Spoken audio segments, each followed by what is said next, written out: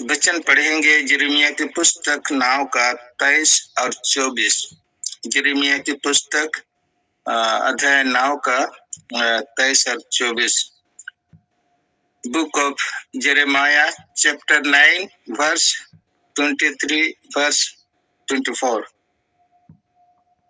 यहाँ पर वचन में लिखा है, यहोवा यूं कहता है, बुद्धिमान अपने बुद्धि पर घमंड ना करे, ना वीर अपनी वीरता पर, ना धनी अपने धन पर घमंड करे, परंतु जो घमंड करे वह इसी बात पर घमंड करे कि वह मुझे जानता और समझता है कि मैं ही वह युवा हूँ जो पृथ्वी पर करुणा, न्याय और धर्म के काम करता है, क्योंकि मैं इन्हीं बातों से प्रसन्न रहता हूँ। हालेलुया।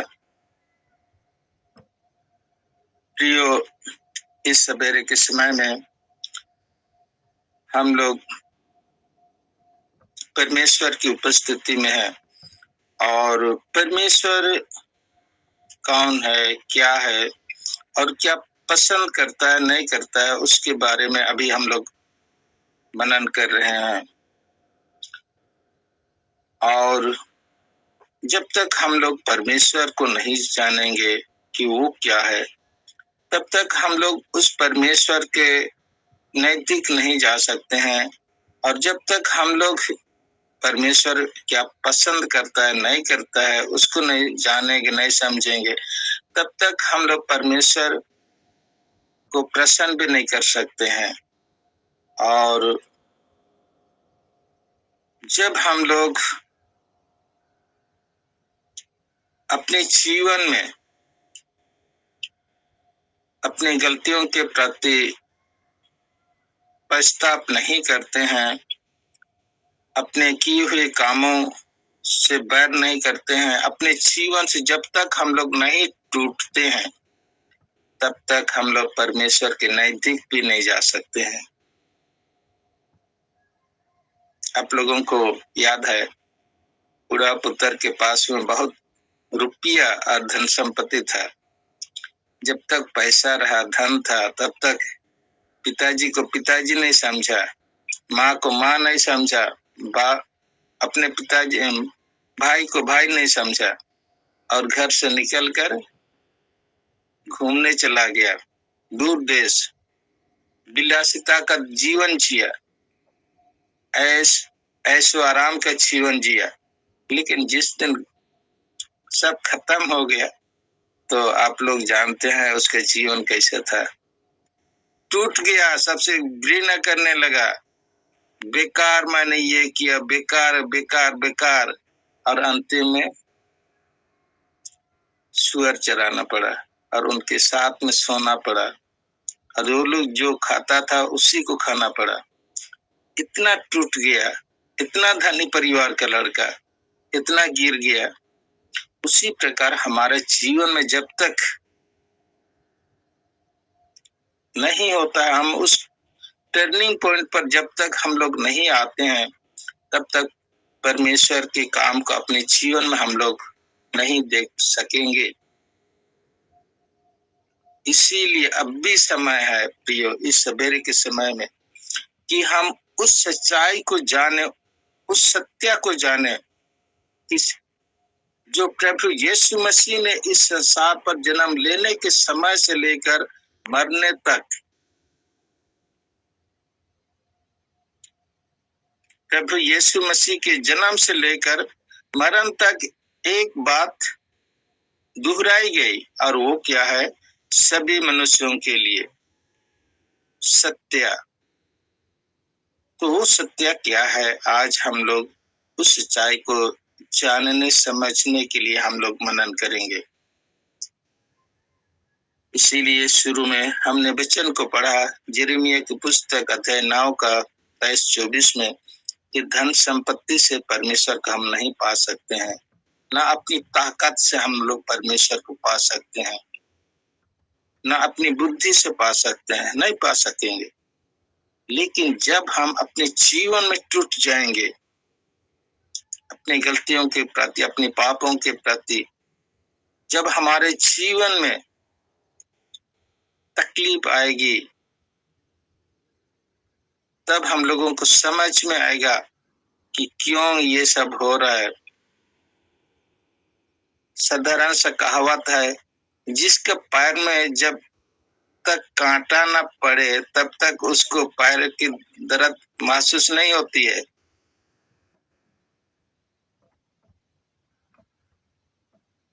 ये लोकोक्ति है, मतलब लोगों की कहना है, कहावत है कि जिसका पैर में जब तक कांटा न गड़े तब तक उसको पैर की दर्द कैसे होती है उसको मालूम नहीं होता है। लेकिन जिस दिन उसका पैर में कांटा गड़ता है ना, तब उसको समझ में आता है कि दर्द क्या है, और उसी दिन चप्पल पहन के, जूता पहन के चलना शुरू करता है।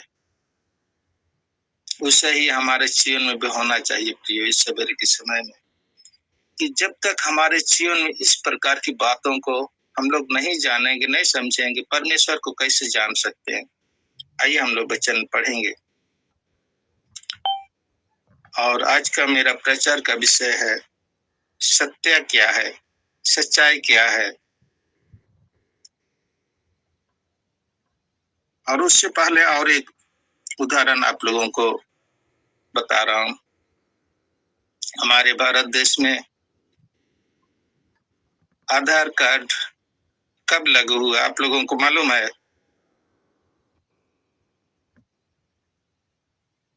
कांग्रेस की सरकार के समय में तो नहीं हुआ है। तो आधार कार्ड हमारे भारत देश में 2009 में कानूनी तौर पर लागू हुआ और सभी गांव घर में इसका बनना शुरू हुआ, कैंप लगा 2009 में। क्योंकि मैं बहुत सारे लोगों को मैं आधार कार्ड बनाने में सहायता मदद किया था 2009 में, और खुद का कार्ड बनाने में मुझको शाम हो गया था, 6 बज गया था। तो ये आधार कार्ड क्या है?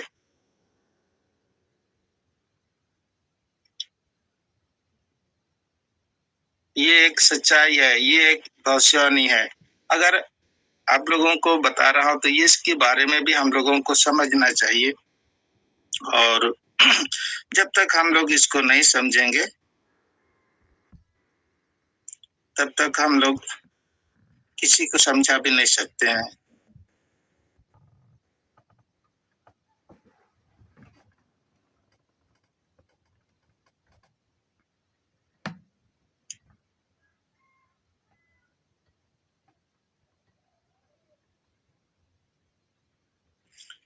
तो इसके बारे में वचन हम लोग पढ़ेंगे, सच्चाई क्या है उसी के बारे में, आधार कार्ड के बारे में। आज हम लोग सच्चाई क्या है उसी के बारे में बात करेंगे, वचन से संबंधित। अभी मैं आप लोगों को बता रहा हूँ आधार कार्ड क्या है। इसके बाद जीवन में हमारे दुख तकलीफ क्या है, एक एक चीज पर बात करेंगे, सच्चाई के बारे में, और परमेश्वर कैसा हमारे जीवन में काम करता है उसके बारे में। तो सच्चाई क्या है, पहले अपने जीवन से संबंधित बातों पर हम लोग मनन करेंगे। आधार कार्ड प्रकाशित वाक्य अध्याय 13 का 16 को पढ़िए बाइबल में। अगर जिनके पास बाइबल नहीं है तो अपने पेपर पर लिखिए, प्रकाशित वाक्य अध्याय 13 का 16 और 17। यहाँ पर वचन में लिखा है, उसने छोटे बड़े, धनी कंगाल, स्वतंत्र दास सबके दाहिने हाथ या उनके माथे पर एक एक छाप करा दी।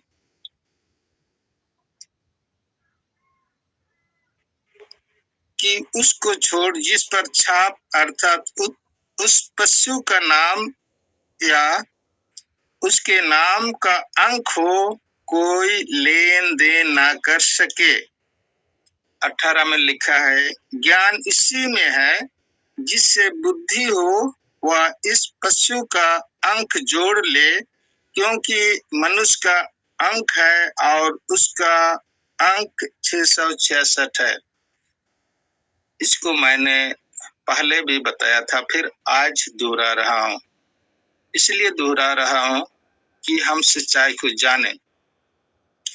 यहाँ पर उस पशु के बारे में लिखा गया है और उस अंक के बारे में लिखा गया है जो मनुष्य का अंक है। आपके पास में जो आधार कार्ड है उसमें 12 अंक है और वो आपका नाम परिचय से संबंधित है, आपसे संबंधित है। आप उस आधार कार्ड के बिना बैंक में पासबुक नहीं खोल सकते हैं। आप उस आधार कार्ड के बिना अपने बच्चों को स्कूल में एडमिशन नहीं कर सकते हैं। सच है या झूठ, बताइए। सच है पास्टर। सच है कि झूठ है? सच है पास्टर।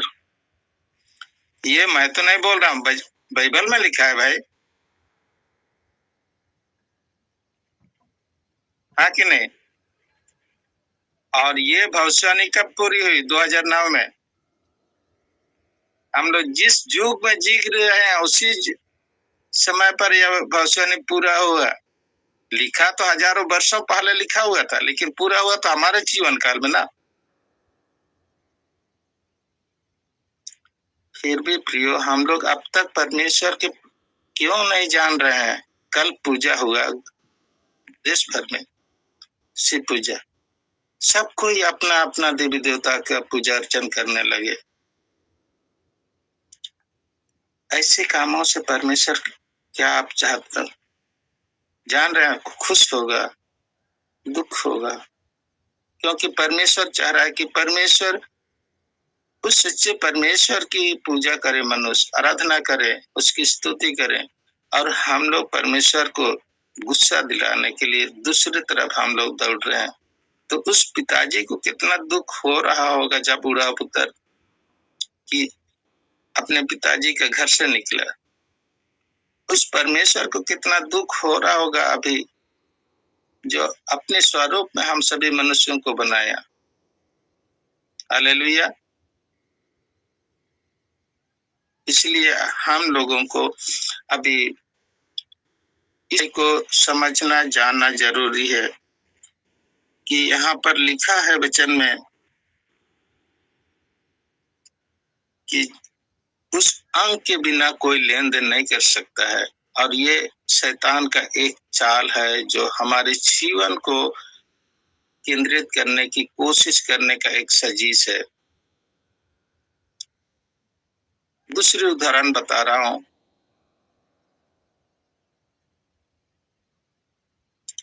और दूसरी उदाहरण लूका रचित सुसमाचार अध्याय 2:10 को हम लोग पढ़ेंगे। लूका रचित सुसमाचार अध्याय 2:10।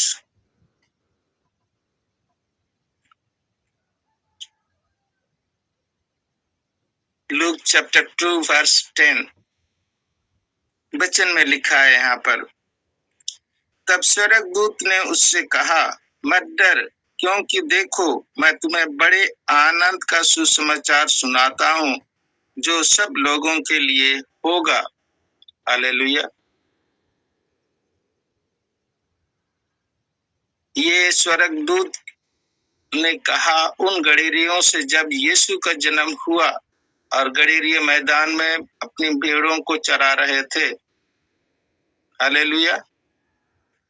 और स्वर्गदूत ने उनसे कहा कि मैं बड़े आनंद का सुसमाचार सुनाता हूँ जो सब लोगों के लिए होगा।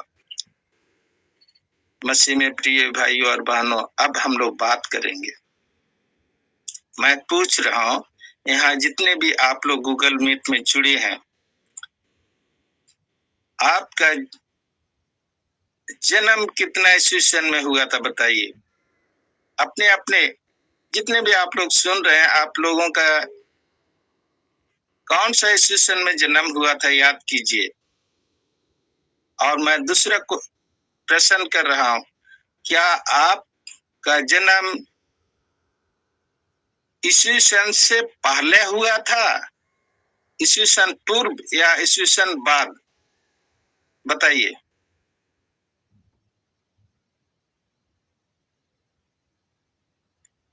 कोई तो बोलिए भाई, जवाब दीजिए, तब मैं समझूंगा कि आप लोग सुन रहे हैं। ईस्वी सन के बाद। ईस्वी सन के बाद का मतलब है ईसा के बाद, ईसा मसीह के जन्मने के बाद। चाहे आप क्रिश्चियन हैं, चाहे हिंदू हैं, चाहे मुस्लिम हैं, चाहे बौद्ध हैं, चाहे सिख हैं, आप जो भी हैं, मनुष्य हैं और मनुष्य समाज में आप हैं, तो आपका जन्म तारीख जरूर कहीं न कहीं पर लिखा हुआ है। इसका मतलब जितने भी मनुष्य इस संसार में हैं, सबों का जन्म से ईसा मसीह का संबंध है। हालेलुया। आप इसको नहीं तोड़ सकते हैं, नहीं नकार सकते हैं, कोई भी नहीं। ये सच्चाई है, क्योंकि जिस दिन ईसा मसीह का जन्म हुआ उसी दिन अगस्तुस कैसर ने पूरे संसार के लोगों का जनगणना शुरू किया था, गिनती करना, और इसको पूरे दुनिया के लोग मानते हैं। ये सच्चाई है। मैं इसलिए इन बातों को आप लोगों को बता रहा हूं, क्योंकि कल परसों आप लोगों से पूछा जाएगा, आप लोग क्रिश्चियन हैं, आप लोगों को ये सुविधा नहीं मिलेगा और नहीं सुविधा नहीं मिलेगा, बहुत धमकी मिलेगा। तब आप लोगों के पास में जवाब देने के लिए शब्द नहीं रहेगा। आप बोल सकते हैं, भाई साहब, हम प्रभु यीशु को मानते हैं, लेकिन आपका जन्म से भी तो प्रभु यीशु मसीह का संबंध है। पूछने वाला से आप पूछिए, कैसे? मैं बता रहा हूं, आपका जन्म साल बताइए, कौन से साल में आप जन्म लिए थे बताइए, और मैं आपको बता रहा हूं कि आपका प्रभु यीशु मसीह से संबंध है कि नहीं। उससे पूछिए, वो जरूर बताएगा कुछ न कुछ। नहीं सोचे रहेगा तो बताएगा, सुने रहेगा तो नहीं बोलेगा।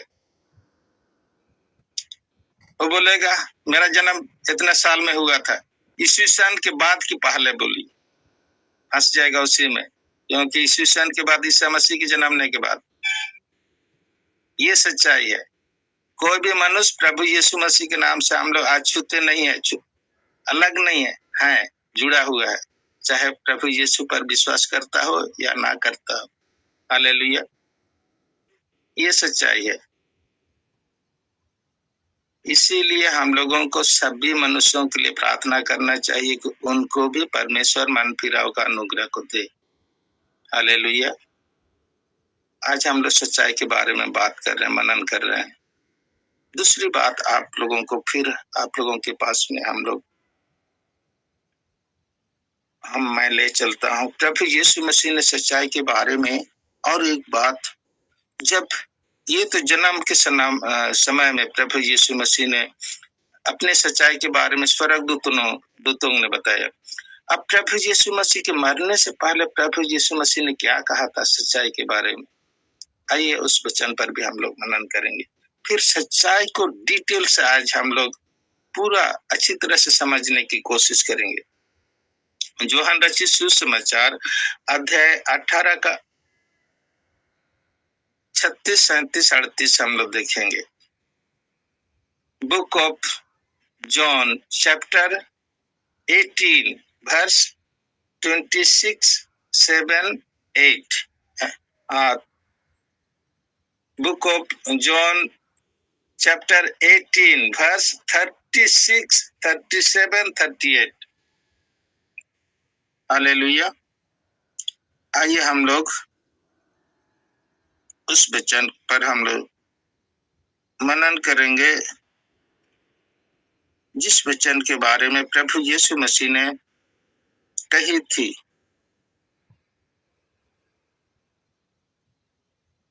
हम लोग 37 को मैं पढ़ रहा हूँ, यूहन्ना रचित सुसमाचार अध्याय 18 का 37, 38 को मैं पढ़ रहा हूँ। पिलातुस ने उससे कहा, किससे? यीशु से, तो क्या तू राजा है? यीशु ने उत्तर दिया कि तू कहता है, क्योंकि मैं राजा हूँ। मैंने इसलिए जन्म लिया और इसलिए जगत में आया हूँ कि सत्य पर गवाही दूं। जो कोई सत्य का है वह मेरा शब्द सुनता है। हालेलुया। प्रभु यीशु मसीह ने क्या कहा कि मैं इसलिए जन्म लिया और इसलिए जगत में आया हूं, इस पृथ्वी पर आया हूं। क्या के लिए? कि सत्य के बारे में बताऊं, और जो कोई सत्य का है वह मेरा सुनता है, और जो सत्य पर है वह मेरा सुनता है। हालेलुया। और ये बात सच है कि जो सच बोलेगा वो आनंदित रहेगा, और जो झूठ बोलेगा वो दुखी रहेगा। आप लोग इसको मानते हैं कि नहीं? हालेलुया। यस। जी। जो सत्य मार्ग पर चलेगा वो आनंद का जीवन जिएगा, और जो झूठे मार्ग पर चलेगा वो उसका जीवन दुखों से भरा रहेगा और डर भय से भरा रहेगा। हालेलुया। आइए हम लोग इस बात को हम लोग गहराई से मनन करेंगे। और आप लोगों को मैं बता रहा हूं, परमेश्वर ने हम लोगों को इस तरीका से समझाने के लिए कोशिश किया। सबसे पहले क्या है? पिता परमेश्वर, इसके बाद उसके नीचे में कौन? पुत्र परमेश्वर, और उसके बगल में कौन? पवित्र आत्मा। हालेलुया। और ये सब सत्य पर आधारित है। ये लोगों में कोई झूठ नहीं है, सब सत्य। और इस पर हम लोग मनन करेंगे। पिता परमेश्वर ने, हम लोग वचन को देखेंगे तो क्या देखेंगे? यूहन्ना रचित सुसमाचार 3:16।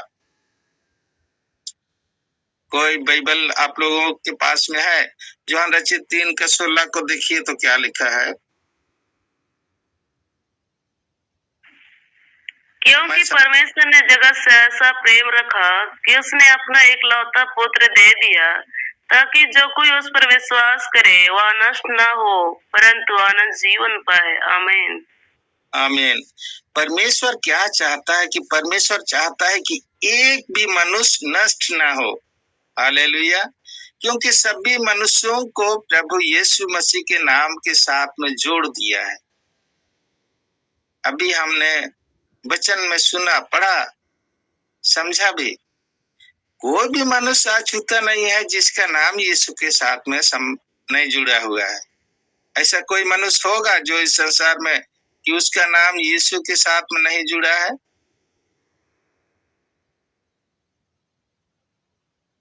आप लोग क्या बोलते हैं?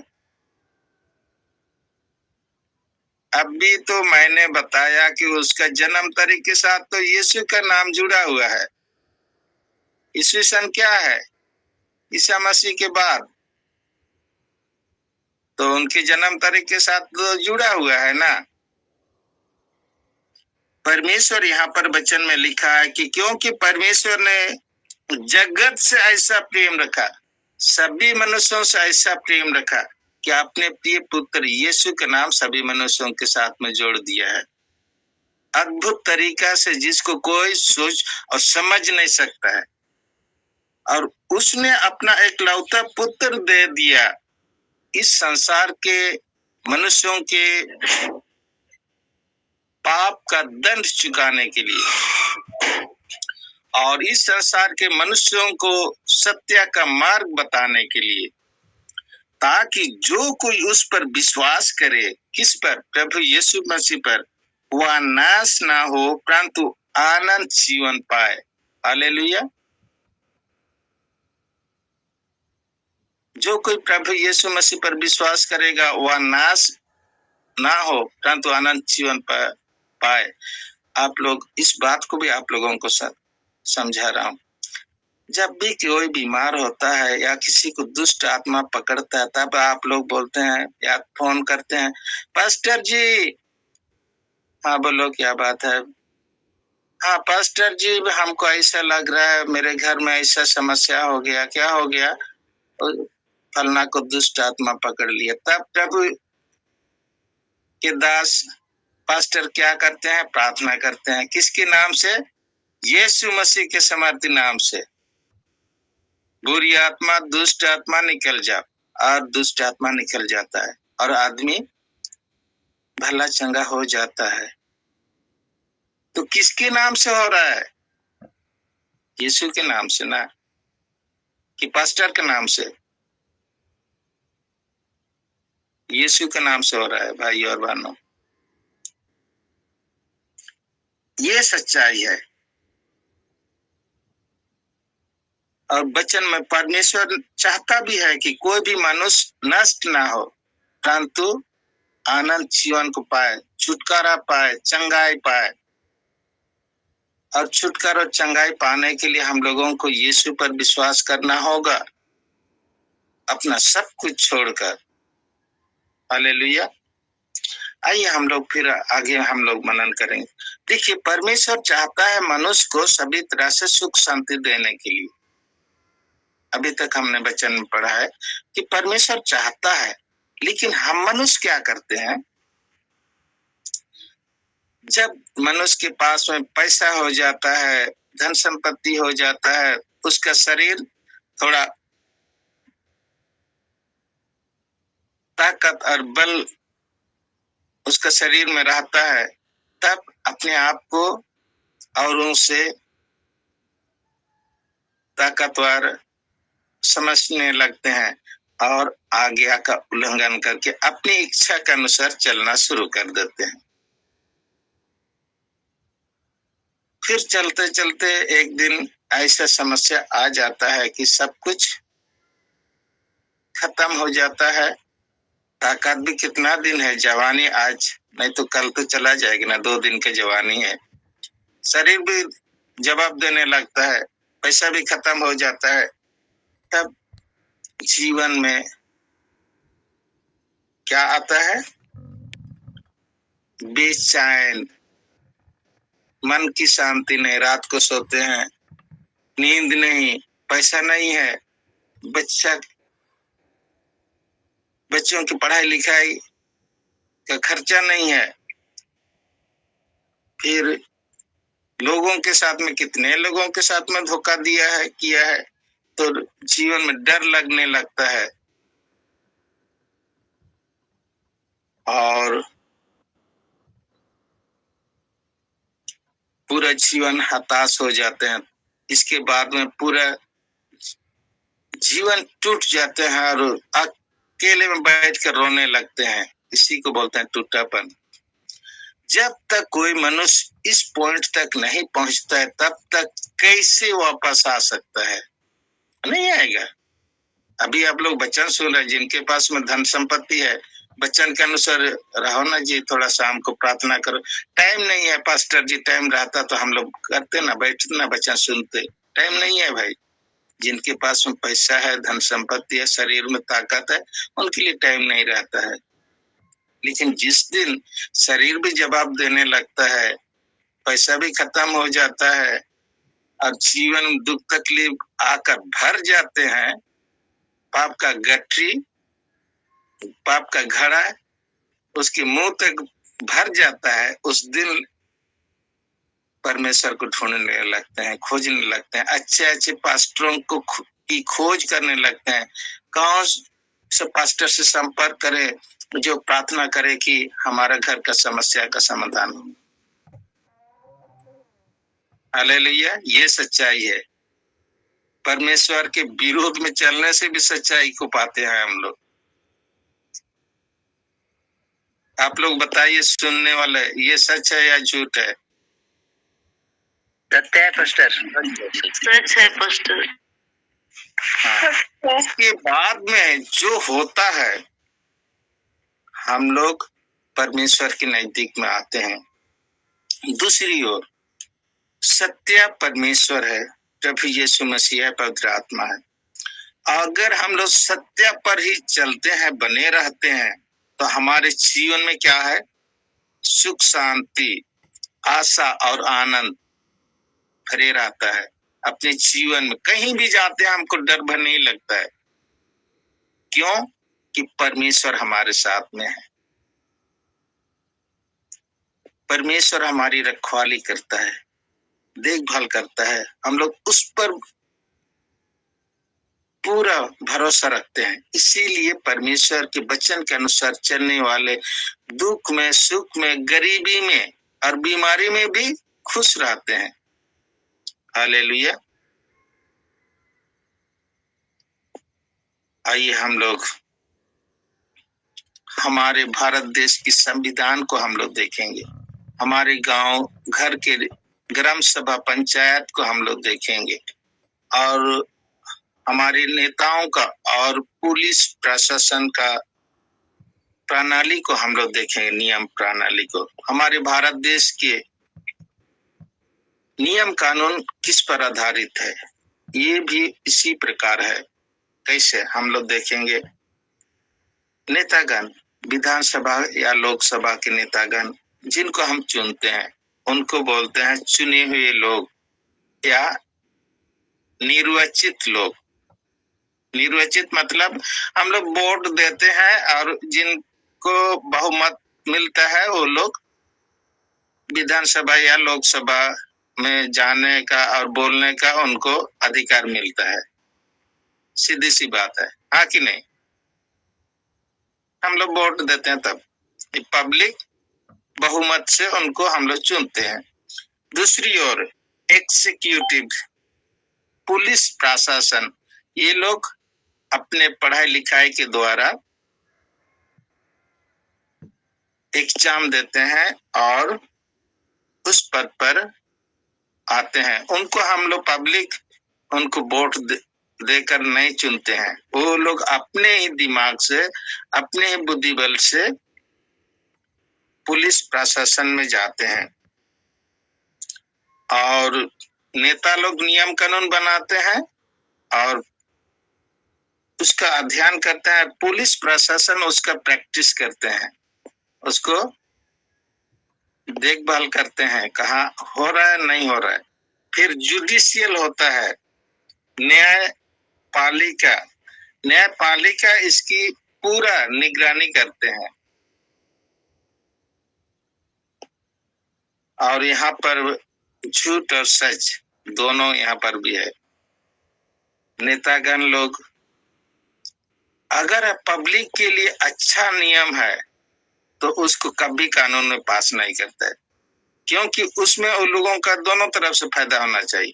पुलिस प्रशासन भी उसको कानून पास होने के लिए नहीं देते हैं। सर इसको अगर आप लोग कानून बना देंगे तो हम लोगों का और आप लोगों का, हम लोग का इनकम बंद हो जाएगा।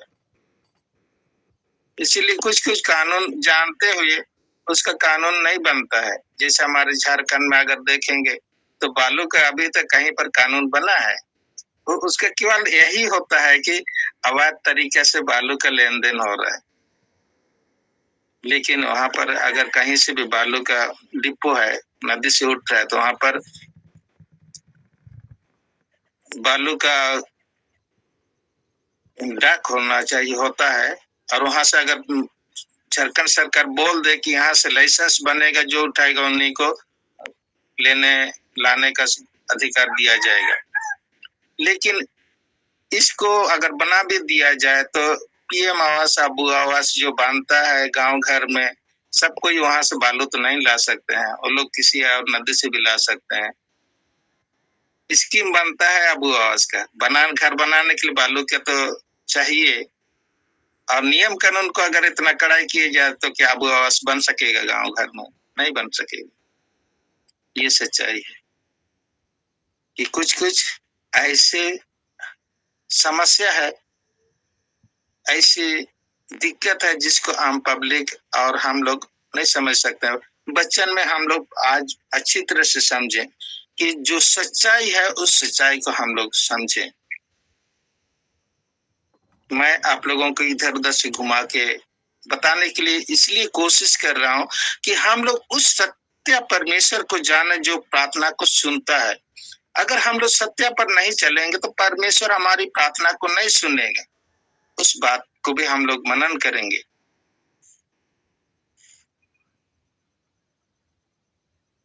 हम लोग सत्य के वचन और परमेश्वर कब प्रार्थना सुनता है और कब नहीं सुनता है, उस पर आज का प्रचार मेरा है और सत्य क्या है उसको समझने के लिए पहले हम लोग सुनेंगे, समझेंगे कि प्रार्थना हम लोग परमेश्वर के विपरीत रहेंगे तो प्रार्थना नहीं सुनेगा, सब कुछ जानते हैं। और हम लोग वचन में देखेंगे, नीति वचन 28 का नाव में हम लोग देखेंगे। हालेलुया। परमेश्वर कब प्रार्थना को सुनता है और कब नहीं सुनता है उसके बारे में हम लोग वचन का भी पढ़ेंगे। नीति वचन 28 का नाव, यहाँ पर वचन में लिखा है, क्या लिखा है? जो अपना कान व्यवस्था सुनने से फेर लेता है उसकी प्रार्थना घृणित ठहरती है। हालेलुया। मसीह में प्रिय भाइयों और बहनों, जो अपना कान वचन सुनने से फेर लेता है उसकी प्रार्थना घृणित ठहरती है। आप लोग अगर वचन सुनेंगे नहीं, समझेंगे नहीं और परमेश्वर से बोलेंगे प्रभु घर में ये समस्या है, समाधान कर दीजिए, प्रभु प्रार्थना नहीं सुनेगा। मैं नहीं बोल रहा हूँ, वचन में लिखा है भाई और बहनों।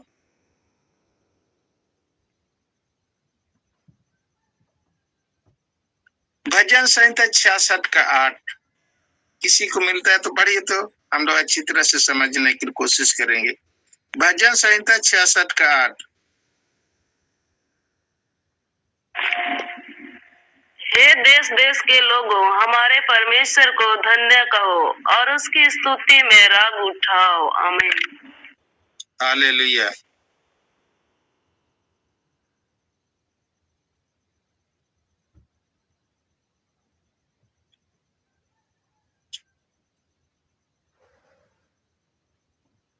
हमारे परमेश्वर को धन्यवाद देना चाहिए और उसकी स्तुति में हम लोगों को एक मन एक चित्त होकर आनंदित होना चाहिए। अगर परमेश्वर को हम लोग प्रसन्न नहीं करेंगे तो परमेश्वर हमारी प्रार्थना को सुनेगा? नहीं सुनेगा।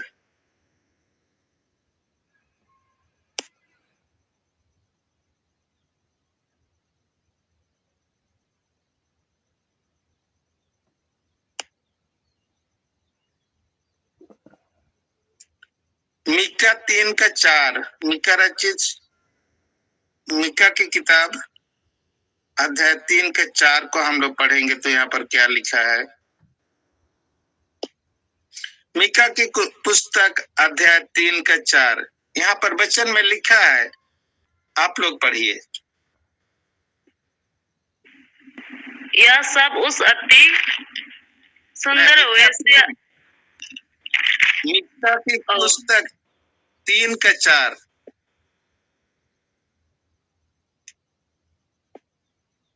वे उस समय वहां की दुहाई देंगे, पढ़िए।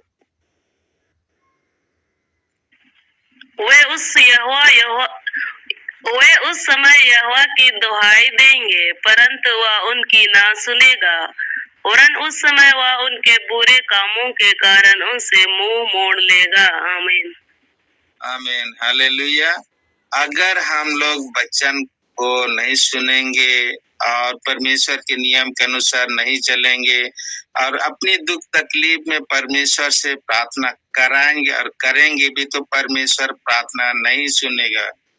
भाई और बहनों, अब भी इस सवेरे के समय में समय है, हम लोगों को वचन सुनना है और वचन पर ध्यान देना है, तब हम लोग परमेश्वर से प्रार्थना कराएंगे और करेंगे तो परमेश्वर तुरंत हमारी प्रार्थनाओं का उत्तर देगा।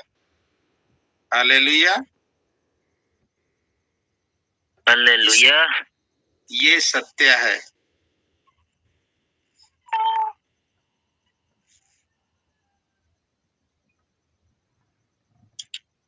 दूसरी बात, हमारे आदिवासी लोग बहुत फंसते जाते हैं, बहुत। हम आदिवासियों का हम बहुत अध्ययन किया, बहुत, इतना हमको दुख लगता है अंदर से ना, क्या बोलेंगे। लेकिन मैं भी तो आदिवासी समाज में हूँ, करूँ तो क्या करूँगा, मेरा ही जात भाइयों का समस्या है। वचन पढ़ेंगे और समझने के लिए कोशिश करेंगे मैं क्या बोलना चाह रहा हूँ। लेवी व्यवस्था 19 का 20,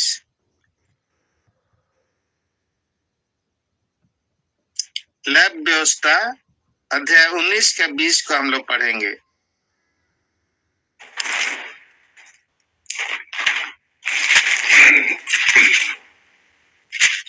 रुकिए यहाँ उसको मत पढ़िए, रुकिए। हम लोग व्यवस्था विवरण 18 का 10 से 12 हम लोग पढ़ेंगे। व्यवस्था विवरण, लैब व्यवस्था को मत कीजिए, मत पढ़िए। लैब व्यवस्था विवरण 18 का 10। तो मुझ में कोई ऐसा ना हो जो अपने बेटे या बेटी को आग में होम बलि करके चढ़ाने वाला या भावी कहलाने वाला या शुभ अशुभ मुहूर्तों का मानने वाला या टोना या तांत्रिक। जी, यहाँ पर ये जो है, अभी जो कल परसों से चल रहा है, क्या चल रहा है, यही तो हो रहा है। और आदिवासी समाज में इसको बहुत गहराई से अनुसरण किया जाता है। टोना तांत्रिक, कुछ भी हुआ ओझा के पास में चले जाते हैं। देखिए ना, हम लोग का घर में बार बार बीमार हो रहे हैं, क्या बात है। अरे वो भी मनुष्य है, क्या बता सकेगा आपका घर में क्या हो रहा है? नहीं बता सकेगा। फिर भी हमारे मन में ऐसा बैठा दिया गया है ना सोच को, कि आदमी लोग खींचे चले जाते हैं। इसीलिए बच्चन को सुनिए, समझिए सच्चाई क्या है। सिस्टर आगे पढ़िए, उसी बच्चन को 11, 12, 13 तक पढ़िए। यह बाजीगर या ओझों से पूछने वाला या भूत साधने वाला या भूतों का जगाने वाला हो, क्योंकि जितने ऐसे ऐसे काम करते हैं वे सब यहोवा के सम्मुख घृणित हैं। और इन्हीं घृणित कामों के कारण तेरा परमेश्वर यहोवा उनको तेरे सामने से निकालने पर है। तू अपने परमेश्वर यहोवा के सम्मुख सिद्ध बना रहना। आमीन। हालेलुया। देखिए यहाँ पर बच्चन में अभी हमने पढ़ा, बाजीगर उनको कहा जाता है जो साधुओं का साधु होता है, हेड होता है। और ओझा जो हमारे गांव घर में होते हैं, ओझा, ये इसको क्या बोलते हैं हमारी भाषा में, डहीन। भूत साधने वाला, भूत को जगाने वाला, बुलाने वाला और आज्ञा देने वाला, ये लोग क्या उन्हें डहीन बोलते हैं। किसी के लिए मतलब बाण चलाते हैं, देहात में बोलते हैं ना, हमारे ऊपर हम बाण चला दिया मंत्र जंतर करके हमारे घर में, इसलिए ऐसे आप बीमार होते रहते हैं। अरे बाण चला दिया तो चलाने दो ना, कितना चलाएगा, चलाने दो। हमारा परमेश्वर प्रभुओं का परमेश्वर प्रभु है, देवताओं का देवता है। हमारा प्रभु यीशु मसीह के सामने कोई बाण उन चलता नहीं है। जब आप वचन पर बने रहेंगे, प्रभु यीशु मसीह पर बने रहेंगे, तो प्रभु आपको इन सभी आक्रमण से आपको फंसने नहीं देगा। वचन में लिखा है साफ साफ, 1 कुरिन्थ 3 का 16 को पढ़िए, कैसे परमेश्वर आपको बचाता है उसको। ये लोग तो आक्रमण करता है, अटैक करता है आपके जीवन को, आपके परिवार को बर्बाद करने के लिए, नाश करने के लिए, परेशान करने के लिए कोशिश करता है। लेकिन वचन में लिखा है अध्याय 3, 1 कुरिन्थ अध्याय 3 का 16 में पढ़िए, क्या लिखा है समझिए। क्या तुम नहीं जानते कि तुम परमेश्वर का मंदिर हो और परमेश्वर का आत्मा तुम में वास करता है। 17 को भी पढ़िए सिस्टर। यदि कोई परमेश्वर के मंदिर को नष्ट करेगा तो परमेश्वर उसे नष्ट करेगा, क्योंकि परमेश्वर का मंदिर पवित्र है और वह तुम हो। आमीन। हालेलुया। वचन को जब आप सुन रहे हैं और प्रभु यीशु मसीह पर आप विश्वास कर रहे हैं, तो आपके ऊपर में किसी को अगर बाण चलाना है, मंत्र करना है, जादू टोना करने दीजिए। आपकी रखवाली कौन करेगा? परमेश्वर करेगा, क्योंकि आप परमेश्वर के पुत्र हैं, पुत्री हैं, बेटा है, बेटी है। क्या कोई बाप अपने बेटा बेटी को किसी बैरी के हाथ में मारने के लिए छोड़ देगा? कभी नहीं। जानेगा तो बाप डंडा लेकर उसको दौड़ाएगा, हाँ कि नहीं? जब हम लोग मनुष्य जीवन में इसको जान सकते हैं, समझ सकते हैं, तो आत्मिक जीवन में परमेश्वर हम लोगों का ऐसा होने देगा? कभी नहीं। इसलिए प्रियो, इस सवेरे के समय में वचन को समझिए, सत्य को समझिए कि सत्य क्या है, सच्चाई क्या है। दूसरी बात, अंतिम बात, वचन हम लोग पढ़ेंगे। एक उदाहरण आप लोगों को बता रहा हूं। शैतान क्या करता है ना, हमारे जीवन को नष्ट करने के लिए बहुत कोशिश करता है और बहुत मीठा दोस्ती लाता है, अच्छा दोस्ती।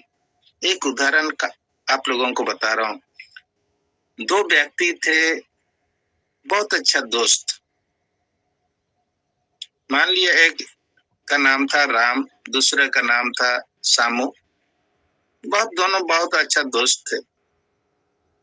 और एक दिन राम ने एक रूम लिया, भाड़ा लिया और उसको खरीद लिया। खरीदने के बाद सामू उसके पास गया, दोस्त मैं इधर अपना काम के लिए रोज दिन आते जाते रहता हूँ, तो आज रात हो गया, तो एक काम कीजिए, मेरा दीवार में जो कांटी है ना, उसमें मेरा बाइक को टांग दीजिए, जब मैं उधर से लौटते समय मैं उसको ले लूंगा, ठीक है? बहुत अच्छा दोस्त है दोनों, राम और श्यामू। तो राम ने श्यामू के बाइक को अपने रूम में जो दीवार में कांटी है उसी पर टांग दिया। कांटी छोटा सा कांटी है, उसी पर कुछ टांगने के लिए ठोक दिया था होगा, उसी पर। तो आप लोगों को बता रहा हूं, उस थैले में 1-2 किलो का मछली था और टांग दिया। और रूम किसका है? सामू का। सामू ने दिलाया है राम को। अब अपना जिगरी दोस्त है। 1-2 दिन के बाद तो मछली सड़ने लगे, रूम तो बहुत अच्छा दुर्गंध से भरने लगा। अब राम उस थैले को फेंक भी नहीं सक रहा, फेंकूंगा तो यही रूम दिलाया है, अगर फेंक दूंगा तो मेरे साथ दुश्मनी होगा और फिर से रहने के लिए मुझको जगह भी नहीं मिलेगा, खोजना पड़ेगा। बहुत सोच में पड़ा हुआ है बेचारा। 1 सप्ताह तक नहीं आया। अब समझिए 1 सप्ताह तक में क्या हाल होगा उस रूम का। पूरा गंदगी से भर गया। गंदगी से भर गया तो शैतान ऐसा ही धीरे धीरे हमारे जीवन को नष्ट करता है। शुरू में केवल कुछ अच्छी बातों को लेकर आता है, धीरे धीरे हमारे जीवन पर आता है, फिर हम लोगों को परमेश्वर से, सत्य से अलग ले जाता है। आइए इस वचन को, इस उदाहरण को समझने के लिए एक वचन हम लोग पढ़ेंगे, निर्गमन की पुस्तक 10:26। हालेलुया। निर्गमन Exodus, book of Exodus chapter 10 verse 26। निर्गमन की पुस्तक अध्याय 10:26। कोई एक जन पढ़िए। इसलिए हमारे पशु भी हमारे संग जाएंगे, उनका एक खूर तक न रह जाएगा, क्योंकि उन्हीं में से हमको अपने परमेश्वर यहोवा की उपासना का सामान लेना होगा, और हम जब तक वहां न पहुंचे तब तक नहीं जानते कि क्या क्या लेकर यहोवा की उपासना करनी होगी। हालेलुया। यहाँ पर वचन में लिखा है कि जब इस्राएली लोग मिस्र देश से निकलने से पहले मूसा ने फिरौन से कहा कि हम लोगों को 3 दिन के लिए जाने दीजिए कि हम अपने परमेश्वर यहोवा की उपासना करें। और फिरौन ने कहा कि तुम पुरुष ही चले जाओ, या तो अपने बच्चों को ले जाओ, अपनी स्त्रियों को छोड़ दो, या तो सबको जाओ, स्त्री सबको चले जाओ, अपने बच्चों को भी ले जाओ, किंतु भेड़ बकरी सबको, गाय बैल सबको छोड़ दो। तो मूसा ने कहा कि नहीं। 25 में हम लोग पढ़ेंगे, मूसा ने कहा तुझको हमारे साथ मेल बलि और होम बलि के पशु भी देने पड़ेंगे, जिन्हें हम अपने परमेश्वर यहोवा के लिए चढ़ाएं। इसलिए हमारे पशु भी हमारे संग जाएंगे, उनका एक खूर तक न रह जाएगा, क्योंकि उन्हीं में से हम को अपने परमेश्वर यहोवा की उपासना का सामान लेना होगा। और हम जब तक वहां न पहुंचे तब तक नहीं जानते कि क्या क्या लेकर यहोवा की उपासना करनी होगी। हालेलुया। इसलिए प्रियो, शैतान के साथ में, बुराई के साथ में सुई के नोक के बराबर भी रिश्ता मत रखिए। हालेलुया। बुरी शक्ति आपको अगुवाई करके नष्ट कर देगा, बर्बाद कर देगा। बुरे व्यक्ति के साथ में संगति करेंगे तो वह बुरी व्यक्ति आपको नष्ट कर देगा, बर्बाद कर देगा। इसलिए बुरे व्यक्ति या तो बुरी संगति से या तो बुराई के साथ में आप सुई के बराबर भी दोस्ती मत कीजिए, दूरी बनाए रखिए। जैसे वचन में लिखा है कि एक खूर तक ना रह जाएगा। इसका बहुत ही गहरी बात है कि बुराई के साथ में थोड़ा भी संबंध नहीं रखना चाहिए। जब हम लोग परमेश्वर के मार्ग पर चल रहे हैं तो सत्य पर ही चलना चाहिए, चाहे हमको दुख झेलना पड़े, जो कुछ भी सहना पड़े सह लें, किंतु समझौता बुराई के साथ में कभी नहीं। हालेलुया। परमेश्वर इस वचन के पढ़े जाने और सुने जाने के द्वारा आप सबों को आशीष दे। आमीन।